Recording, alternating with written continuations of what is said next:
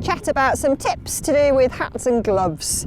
So walking uphill, quite often fairly warm, just want to keep the chill off. I like to put a buff on just to cover my ears and stop the wind giving me earache. And second, I'm already wearing it. If the buff isn't quite good enough, a hat goes on and the buff can go around my neck. And then finally, if things got freezing, I've even got a balaclava ready to go. So that's the head part. What about my hands? Thin little pair of liner gloves, just to get me started when my body's already warm. Moving on to something with some more insulation and ideally windproof as well.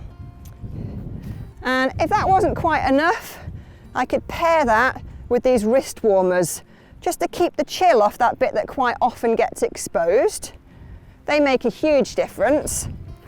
And then the ones that I really like having handy are a big pair of insulated mitts for the way down or if we're hanging out on the summit. These ones are filled with Primaloft insulation, so they're warm even when they're wet.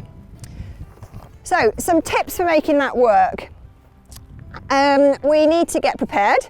So we always think, okay, what do we need in our pocket handy for later? Maybe my mitts handy. I can pre-warm gloves, so we've got a nice treat either on the car heater or maybe from the warmth of a water bottle. Or maybe if things get even tougher, I could use something like hand warmers. But consider those as an emergency in my mind because I don't want to be throwing things away all the time.